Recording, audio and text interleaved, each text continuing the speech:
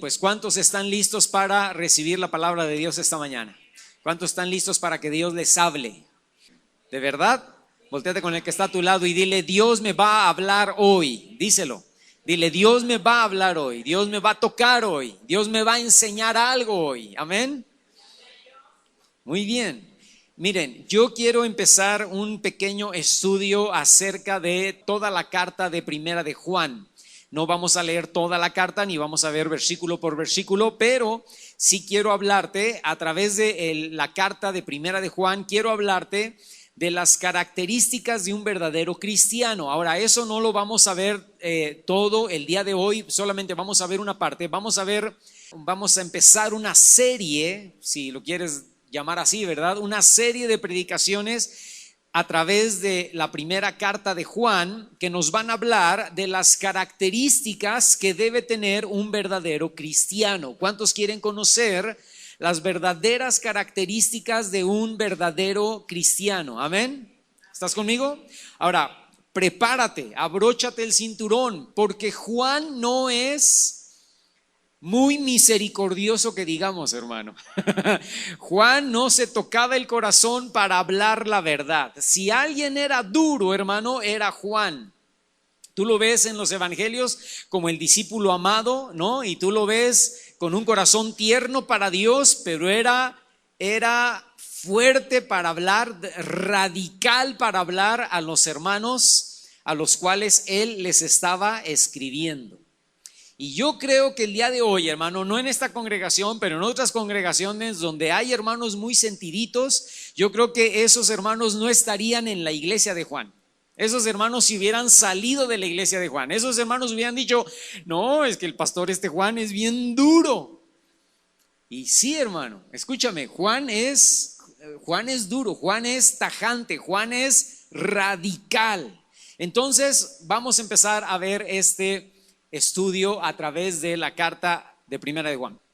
El subtítulo de esta predicación se llamaría Los dos mandamientos. Es con lo que vamos a empezar hablando de las características de un verdadero cristiano. Los dos mandamientos. Y yo te voy a pedir que vayas como una introducción ahí a Primera de Juan, en el capítulo 1. Vamos a leer del versículo 1 al versículo 3. Dice: lo que era desde el principio, lo que hemos oído, lo que hemos visto, escucha, oído y visto con nuestros propios ojos, lo que hemos contemplado, y aparte no solamente oímos y vimos, sino que palparon nuestras manos, tocante al verbo de vida. Y luego entre paréntesis dice ahí en el versículo 2: porque la vida fue manifestada y la hemos visto y testificamos y les anunciamos la vida eterna, la cual estaba con el Padre y se nos manifestó. ¿Se nos manifestó cómo? ¿O a través de quién? A través de Jesucristo, ¿verdad? Y dice el verso 3, vuelve a retomar lo que estaba diciendo en el versículo 1 y dice: lo que hemos visto y oído, eso es precisamente lo que les anunciamos, para que también ustedes tengan comunión con nosotros, y nuestra comunión verdaderamente es con el Padre y con su Hijo Jesucristo. Fíjate, hermano, al escribir esta carta, Juan deja claro que de ninguna manera nada de lo que han enseñado los apóstoles sobre Jesús era un cuento o era una leyenda o era parte de una mitología. Juan dice que todo había sido bastante real y bastante verídico. Eran hechos históricos que cualquiera en el tiempo de Juan podía corroborar. Juan no estaba diciendo mentiras, porque si hubiera estado diciendo mentiras, cualquiera de sus contemporáneos que vivieron en la época en que Jesús vivió, murió y resucitó, pudieron haberse levantado y haber dicho: eso que estás diciendo, Juan, es mentira, eso no pasó. Eso que está diciendo Mateo, eso que está diciendo Lucas, eso que está predicando Pedro o Pablo, eso no sucedió. Pero nadie podía levantarse y decir que no era cierto, porque las cosas que predicaban Pedro, Pablo, Juan, Mateo, Lucas, Marcos, todas eran tremendamente ciertas. Todo era verídico. Mucha gente en el tiempo de Juan lo había visto con sus ojos, lo habían oído con sus oídos y lo habían palpado con sus manos. Ahora, ¿qué significa eso, hermano? Para empezar, significa que nuestra fe y nuestra creencia se fundamenta en hechos verídicos, históricos y reales. No creemos una fantasía, no creemos una mitología, creemos un hecho real, verídico, comprobable. El cristiano verdadero sabe porque sabe que este libro, la palabra de Dios es real, que Dios es real y que lo que vino a hacer Jesús hace casi ya 2000 años es totalmente real. Entonces, partiendo de esa base, Juan enseña, vuelvo a repetir, las características o las cualidades de un verdadero cristiano. ¿Por qué? Porque el cristiano verdadero, hermano, tiene una nueva naturaleza. Tiene una nueva simiente. Esa palabra simiente se traduce como semilla. Esa semilla Dios la deposita en nuestra vida al regenerarnos. Y esa semilla, esa nueva simiente o esa nueva naturaleza debe crecer y escucha, debe avivarse en nuestra vida espiritual. Tú te entregaste al Señor hace unas semanas, hace unos meses o hace unos años. Dios puso en ti una nueva naturaleza, Dios puso en ti una nueva semilla que necesita o que va creciendo y avivándose o debe crecer y avivarse en tu vida espiritual. Y cuando lo hace, cuando crece y se aviva, también produce frutos y obras, escucha, que los demás pueden ver y que los demás pueden notar. Estas características de las que habla Juan, hermano, son, y escucha estas dos palabras porque son importantes, son inequívocas e indefectibles. Inequívoca significa sin lugar a dudas. Un cristiano, sin lugar a dudas, inequívocamente ora.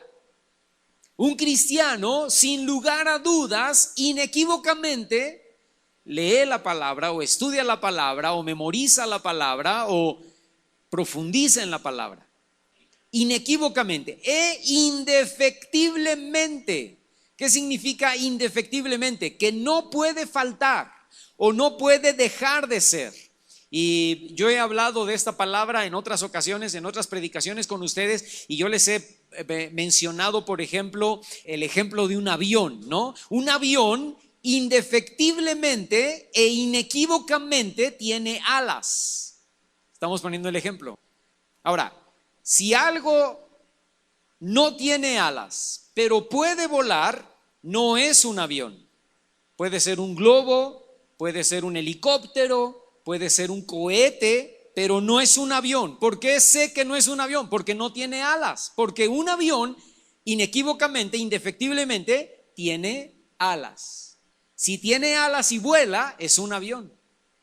¿Me estoy explicando, hermano?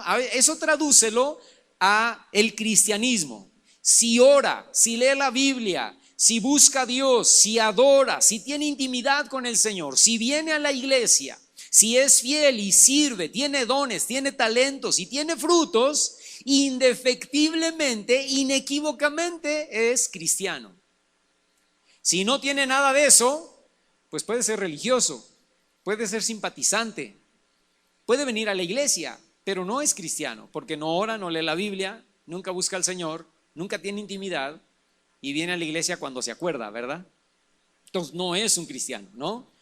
Ser cristiano, hermano, me hace formar parte del pueblo y de la familia de Dios. Estoy sentando las bases para este estudio que vamos a comenzar en Primera de Juan. ¿Está bien?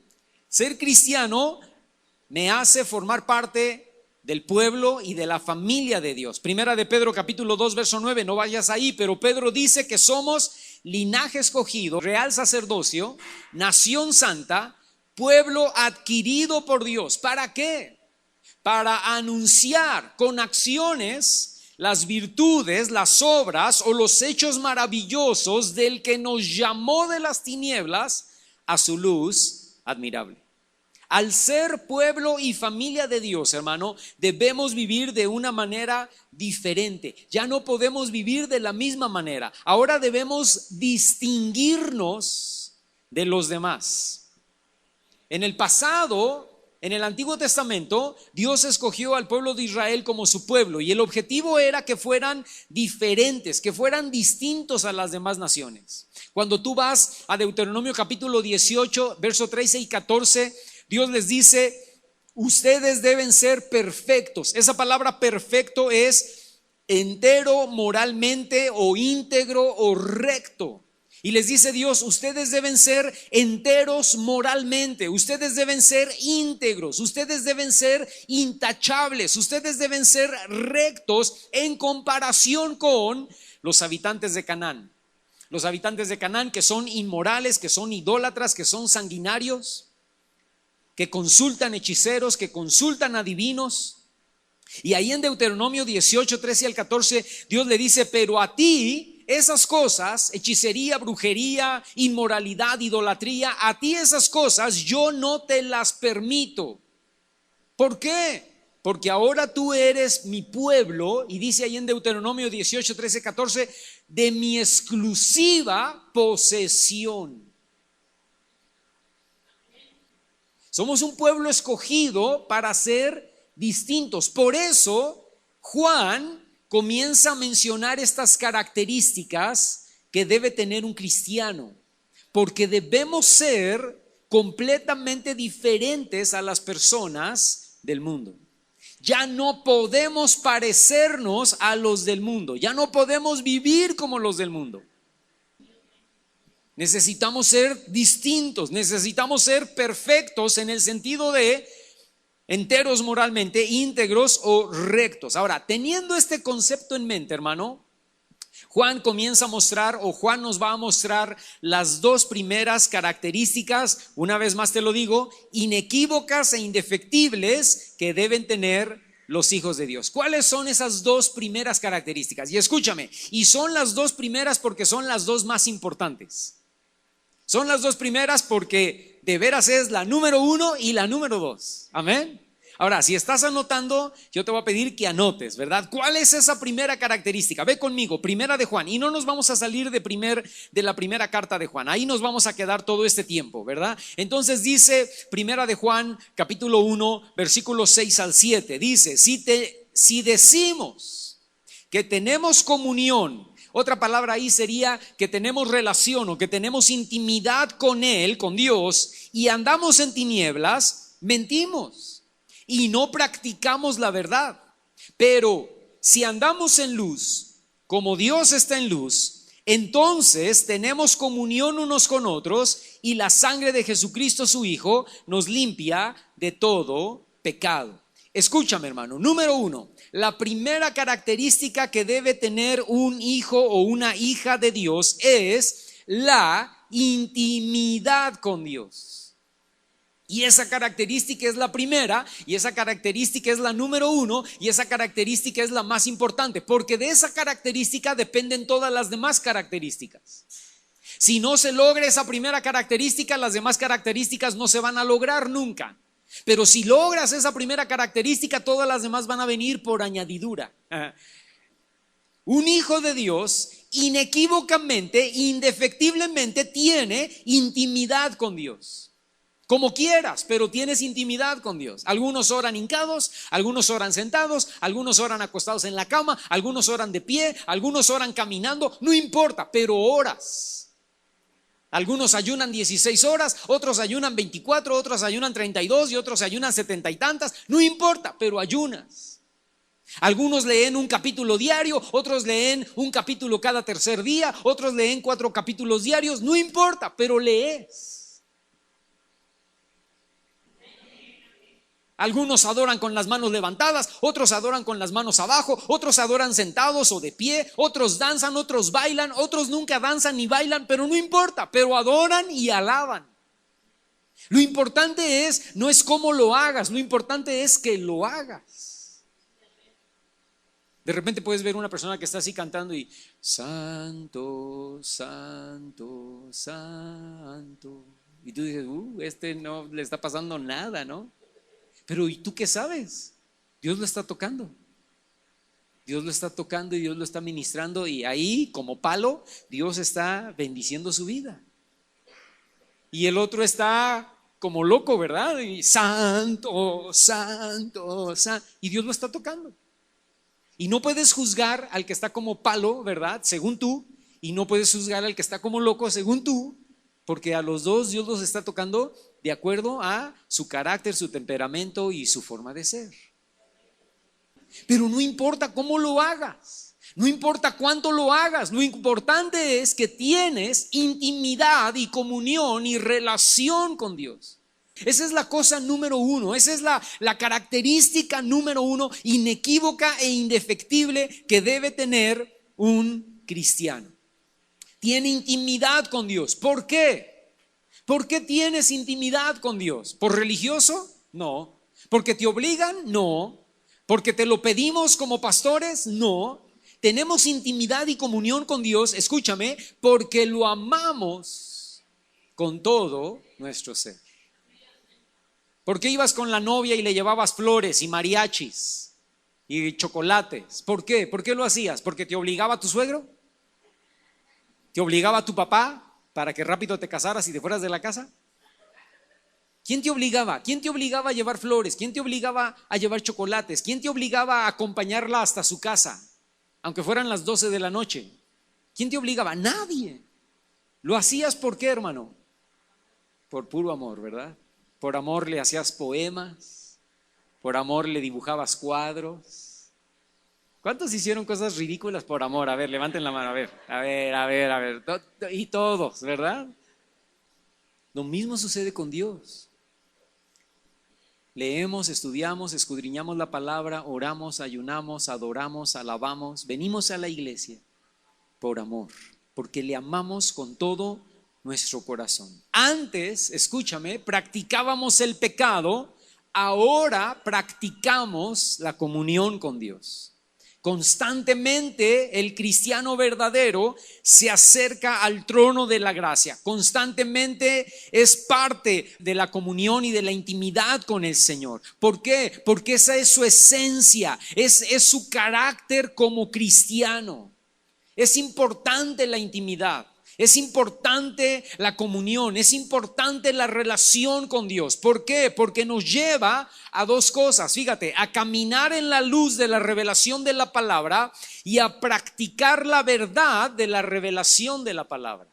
Cuando tú tienes intimidad con Dios, cuando tú tienes comunión con Dios, comienzas a caminar en la luz de la revelación de su palabra y comienzas a practicar la verdad de la revelación de su palabra. La intimidad se produce, como te lo he dicho 1,000,000 de veces aquí en esta iglesia, por practicar las 5 disciplinas espirituales. Y tú y yo, hermano, necesitamos aprender a practicar las disciplinas espirituales. Aprender habla de constancia, de empeño, de disciplina, de trabajo, de esfuerzo. No es fácil. ¿Por qué? Porque siempre va a haber oposición. La carne se va a oponer, el enemigo se va a oponer y el mundo se va a oponer a que tú tengas intimidad y relación con Dios. Pero tú y yo necesitamos ser persistentes por amor. Y esa persistencia por amor se debe convertir en un hábito, en un estilo de vida, un hábito que me lleva a orar, un hábito que me lleva a estudiar la palabra, a adorar, a venir a la iglesia, a ayunar. Y la intimidad da como resultado avivamiento. ¿Por qué? Porque el Espíritu Santo comienza a tomar la autoridad en nuestros pensamientos, en nuestros sentimientos, en nuestras emociones, en nuestro carácter y en nuestras maneras de actuar. Ahora tomo decisiones basadas en la revelación que viene de estudiar la palabra con ayuno y oración. Empiezo a decidir amar a Dios con todo mi ser. Empiezo a decidir a ya no vivir en pecado, ya no caminar en tinieblas. Eso es lo que dice Juan allí en el capítulo 1, en el versículo 6 y 7. Dice, si decimos que tenemos comunión o relación o intimidad con Él y andamos en tinieblas, mentimos, no practicamos la verdad. Pero si caminamos en luz, como Él está en luz, entonces estamos diciendo la verdad y caminamos y andamos en la luz. ¿Por qué? Porque ya no vivo en pecado, renuncio a vivir en pecado, renuncio a caminar en tinieblas, renuncio a ya no practicar el pecado en mi vida. Ahora, escucha, puedo fallar y puedo cometer errores, pero ya no practico el pecado. ¿Cuántos fallaron esta semana? A ver, levanten la mano. Yo levanto la mano, ¿verdad? ¿Cuántos cometieron un error esta semana? Yo cometí un error. Bueno, no uno, ¿verdad? ¿Cuántos cometieron varios errores esta semana, verdad? Pero escúchame, cometemos errores y podemos fracasar en ciertas cosas, pero ya no, nunca más practicamos el pecado. Ahora, esta fue la característica leve, ¿verdad? Esta fue una característica que tú dices, hermano, pues esa palomita, ¿verdad? Oro, leo la Biblia, busco a Dios, tengo intimidad. ¿Dónde está lo fuerte que hablaba Juan? ¿Dónde está lo difícil que hablaba Juan? Bueno, espérate, agárrate el cinturón. Número 2, segunda característica que debemos tener como hijos de Dios, que mencionó allí en el capítulo 1, versículos 6 al 7. Si no te diste cuenta, te hago que te des cuenta. Dice que la segunda característica como hijos de Dios que debemos tener es la comunión con nuestros hermanos. Dice, si tenemos comunión con Dios, si te fijas ven en el versículo 6 y 7, si tenemos comunión con Dios, entonces también debemos tener, o entonces también tenemos comunión con nuestros hermanos. Voltéate con el que está a tu lado y dile, yo tengo que tener comunión contigo. Ahora, si es tu esposa o tu esposo, no te voltees con él, volteate con el otro que tienes del otro lado, ¿verdad? Si es tu hijo, no le digas eso, porque, o sea, con tu hijo, con tu esposa y con tu esposo, pues tienes que tener comunión. Pero volteate con el que está atrás, volteate con el que está, tócale el hombro al que está adelante y dile, yo tengo que tener comunión. Escucha, intimidad, relación contigo.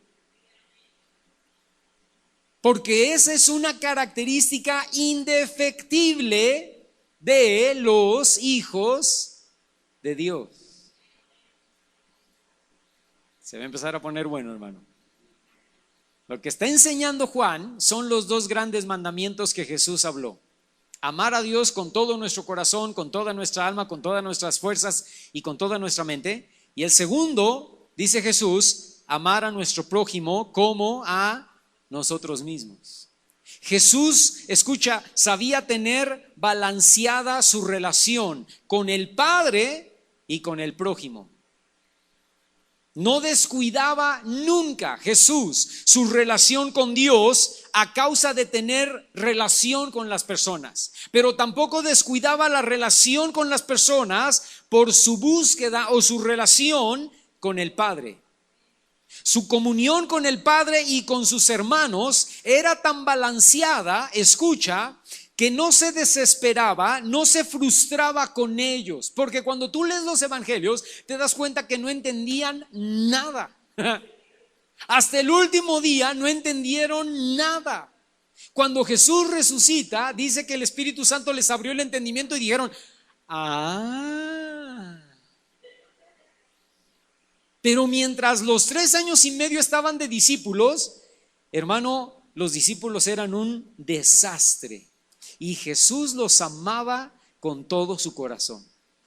Van hacia Jerusalén ya para ser sacrificado el Señor. Van hacia Jerusalén y van a pasar por una aldea samaritana. Y los de la aldea samaritana lo ven que van con intenciones de ir a Jerusalén. Y le dices, por aquí no vas a pasar. Y Juan y su hermano le dicen, Señor, ¿quieres que hagamos caer fuego del cielo y consuman a estos pecadores incircuncisos samaritanos? Y Jesús dice, bueno, ¿ustedes de qué espíritu son? Pues si yo no he venido a perder a la gente, he venido a ganar a la gente. Vienen los papás con sus niños, ¿verdad? Y le dicen, Señor, por favor, toca a mi hijo, bendice a mi hijo, ¿verdad? Y los discípulos les decían, atrás, atrás, saquen estos niños. No, hombre, los niños ahorita no, por favor, orden. Y Jesús dice, no, a ver, tranquilos, dejen que los niños vengan a mí, porque de ellos es el reino de los cielos. O sea, los discípulos no entendían. Dice Jesús, ha llegado la hora, ¿verdad? Ahora voy a ser sacrificado. Y Pedro saca la espada y ¡guau!, le corta la oreja. Y Jesús dice, a ver, Pedro, ¿qué te pasa, Pedro, por favor? Y le pega la oreja, ¿no? Le pegó la oreja. Oren conmigo, por favor, oren conmigo. Estoy muy angustiado hasta la muerte. Por favor, oren conmigo. Y regresa y están orando fervientes. ¿Sí, hermano? Dormidos.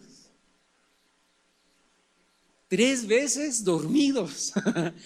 Señor, a mí no me digas nada, ¿verdad? Señor, yo te voy a defender hasta el último. Yo voy a estar contigo hasta el final. Dice, tú, Pedro, me vas a negar 3 veces. Y un muchacho que tenía ahí una túnica ceñida a su cuerpo, cuando llegaron por Jesús, los discípulos salieron corriendo, y no solamente los 12, todos los discípulos, hasta este muchacho que cuando le agarraron la túnica lo jalaron y él salió desnudo corriendo. Pero escucha esto, Jesús nunca se desilusionó, ni se desanimó, ni se deprimió por la falta de relación que sus discípulos tenían con él, o por la falta de entendimiento. ¿Cuántas veces tú te has jalado los cabellos? No levantes las manos ni digas nada, ¿verdad? Solamente quédate calladito y veme. Pero ¿cuántas veces te has jalado los cabellos con alguien aquí de la congregación? Por alguna causa, ¿verdad? Con algún hermano tuyo, ¿verdad? Y dices, Señor, si no te lo llevas, te lo mandamos. ¿Por qué no entiende? ¿Por qué no agarra la onda, verdad? ¿Por qué tiene este carácter? ¿Por qué es así esta hermana, este hermano? Pero Jesús, hermano, vuelvo a repetirte, ni se desilusionó, ni se desanimó, ni se deprimió. Nunca habla de colgar la toalla por culpa de Pedro o por culpa de los otros discípulos, ¿verdad? Escucha, lo mismo le pasó a Pablo con los hermanos de Corinto. Los hermanos de Corinto fue una iglesia que Pablo estableció, y le pagaron, hermano, a Pablo. Los hermanos de Corinto le pagaron terriblemente. En sus cartas, sobre todo en la segunda carta a los Corintios, tú ves la angustia de Pablo por los hermanos corintios que le estaban, perdóname la expresión, ¿verdad? Pero le estaban clavando puñales en la espalda, ¿verdad? Le estaban dando de puñaladas en la espalda. Pero Pablo dice, pero los amo a ustedes, corintios, con todo mi corazón, ¿verdad? Él sabía, Pablo sabía, Jesús sabía, hermano, que la comunión con Dios, número 1, y que la comunión con los hermanos era básica. Me pueden fallar. Los hermanos me pueden fallar. Es más, yo te digo algo, los hermanos te van a fallar, pero no deteriora nunca mi relación con Dios. Y yo tengo que perdonar y pasar por alto las ofensas, porque ellos son mis hermanos en Cristo. Y si yo digo que amo a Dios, de la misma manera tengo que amar a mi prójimo. El porcentaje de mi amor por mi prójimo es lo que demuestra el porcentaje de mi amor por Dios. Nunca puedes decir, yo amo a mi prójimo al 40%, pero amo a Dios al 100%. No, eso es mentira. Si tú amas a tu prójimo al 40%, tú amas a Dios al 40%. Si tú amas a tu prójimo al 100%, tú amas a Dios al 100%. Un cristiano inequívoca e indefectiblemente busca la comunión con sus hermanos. Y eso se traduce, hermano, escucha, en fidelidad para congregarse, en fidelidad para venir a la iglesia. Eso se traduce en fidelidad para hablar con otros y para atender a otros. La intimidad con Dios nos debe llevar a amar de corazón a los hermanos en Cristo. ¿Y cómo lo dice Juan? A partir de ahorita te voy a leer varias citas de Primera de Juan que no tengo que explicar, hermano, se explican por sí solas. Y tú vas a ver lo fuerte que hablaba Juan. Escucha, ve conmigo, Primera de Juan, capítulo 2, versículos 9 y 11. Dice: el que dice que está en la luz y aborrece a su hermano, ay, es que esta hermanita no la aguanto, es que este hermano se me revuelve el estómago. Bueno, pues entonces, dice Juan, está todavía en tinieblas. Ese cristiano, esa cristiana que dice que está en luz, pero aborrece a su hermano, está todavía en tinieblas. El que ama a su hermano permanece, escucha esa palabra, permanece en la luz y en él no hay tropiezo. Pero el que aborrece a su hermano está en tinieblas, y la parte importante es está en tinieblas y camina o anda en tinieblas y no sabe a dónde va. ¿Por qué? Porque las tinieblas le han cegado los ojos, aunque él diga que es cristiano.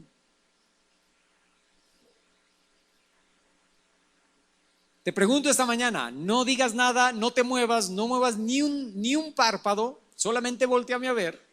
Pero te pregunto esta mañana, ¿cuántos han hablado mal de otros cristianos? ¿De esta iglesia o de otra iglesia? ¿Cuántos han dicho chismes? ¿Cuántos han dicho mentiras? ¿Cuántos han dicho calumnias? ¿Cuántos han hablado del secreto de otros cristianos que no deberías hablar? No deberíamos hacerlo. Porque el cristiano verdadero indefectiblemente ama a su prójimo, ama a su hermano. Y por causa de amar, no señala, no juzga, no critica, no condena, no dice mentiras, no dice chismes, no dice calumnias en contra de él. Porque lo ama y lo perdona.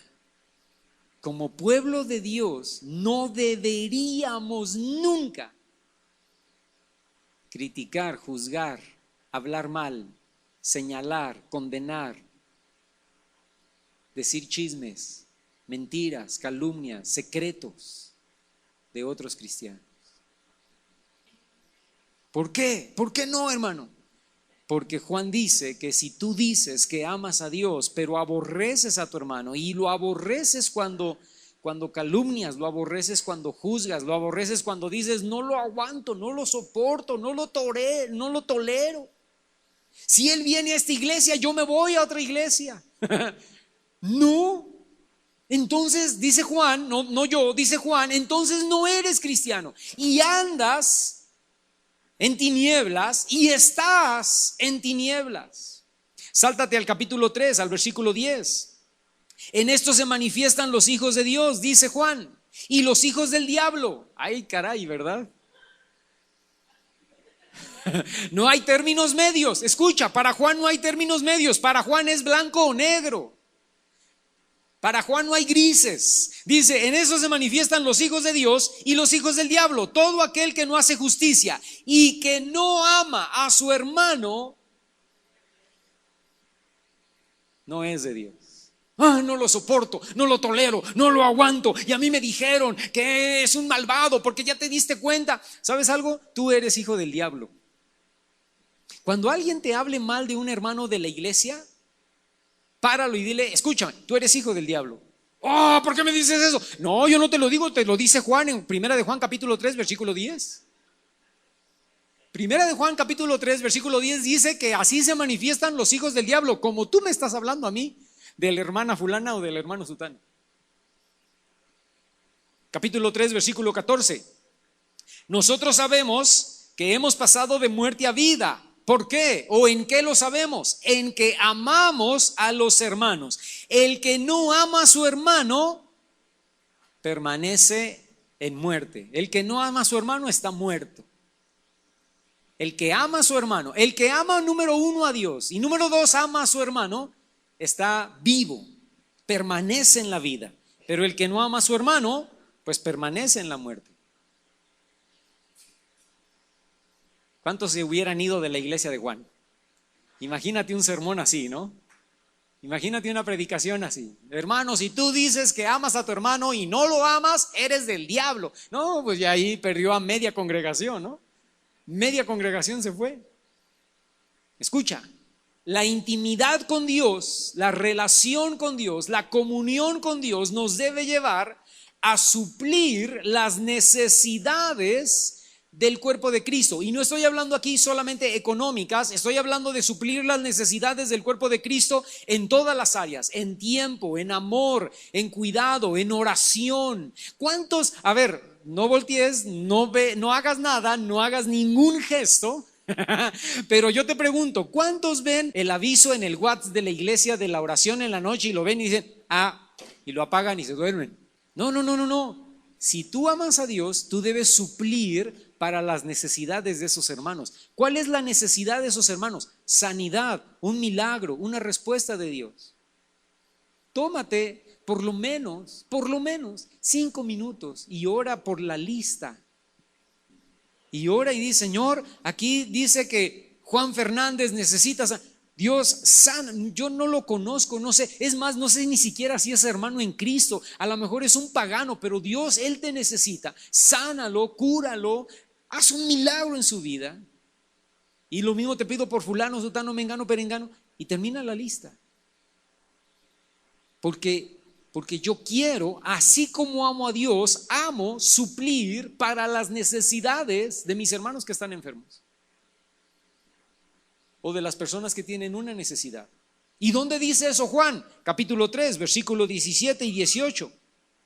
Dice, pero el que tiene bienes de este mundo y ve a su hermano tener necesidad y cierra contra él su corazón. En la Biblia Daniel habla hoy, dice, el que tiene bienes de este mundo y ve a su hermano tener necesidad y hace como que la Virgen le habla. Pregunta, dice, ¿cómo mora el amor de Dios en él? Ves que tiene necesidad y cierras contra él tus ojos, haces como que no ves, volteas para otro lado. Entonces, pregunta Juan y dice, entonces, ¿cómo dices que el amor de Dios mora en ti? Pero ¿cuánto ama a Dios? Suples para su necesidad. Dice versículo 18, dice, hijitos míos, Juan se avienta grueso, hermano. Hijitos míos, no amemos de palabra ni de lengua, sino de hecho y en verdad. Porque de lengua, decía mi abuelita, me como un plato. Pero dice, pero no amemos así. Ay, hermano, yo los voy a ayudar, no se preocupen, yo los voy a ayudar. Y luego te das la vuelta y nunca más te acuerdas de ellos. Yo voy a orar por ti. Ay, hermano, por favor, ore por mí, manténgame en oración por mi esposo, por mi abuelo que está enfermo. Sí, cómo no, yo voy a orar por ti. Y te das la vuelta y jamás. Dice Juan, no, que no sea de palabra ni de lengua, ¿verdad? Que sea de veras un hecho. Te volteas y lo primero que haces, o una de las primeras cosas que haces, es que te vas a tu cuarto y oras por esa necesidad que ese hermano o esa hermana te dijo que tenía. Escúchame, no es solamente dinero. Si puedes dar dinero, qué bueno. Si puedes dar algo, qué bien. Despensa, amén, gloria a Dios. Pero no se trata solamente de dinero, de despensa. Se trata de oración, de tiempo, de aquí estoy. Escúchame, hay veces que los hermanos necesitan que te sientes con él y lo oigas llorar. Me voy a sentar con él y ahorita le voy a dar una palabra de... No le des palabra, no seas como los amigos de Job. No le digas nada. A veces lo que una persona necesita es desahogarse. Y que te cuente todo el rollo, ¿verdad? Y que te diga, mi papá se fue, mi mamá no sé qué, el dinero, mi hijo, mi esto, mi lo otro, pasó así, y después chocamos y después nos fuimos al hospital y chichille. Y tú no le dices nada, tú nada más estás ahí poniendo la mano sobre su hombro y diciéndole, Está bien, no te preocupes, todo va a estar bien. ¿Para qué queremos, hermanitos, que se acerquen? Sí, pero algo has de haber hecho, es pecado, porque, o sea, Dios te está pagando lo que sembraste mal, estás cosechando tu maldad. No, hermano, pues dale una pistola mejor, para que termine de quitarse la vida, ¿no? A veces, hermano, tu silencio da más, bendice más, edifica más que todas tus palabras. Suplo para tus necesidades y estoy aquí contigo y estoy aquí para ti el tiempo que me necesites. El amor por Dios se debe demostrar en el amor por los hermanos. Fíjate lo que dice, Primera de Juan, capítulo 4, versículos 7 al 8. Dice: amados, amémonos unos a otros, porque el amor es de Dios. Todo aquel que ama, escucha, es nacido de Dios y conoce a Dios. Escucha, el que no ama, pues simple y sencillamente no ha conocido a Dios. ¿Por qué? Porque Dios es amor. Sáltate al versículo 12, dice: nadie ha visto jamás a Dios, pero escuchen, si nos amamos unos a otros, número uno, Dios entonces permanece en nosotros, y número dos, su amor se ha perfeccionado en nosotros. ¿Escuchaste lo que acaba de decir, hermano?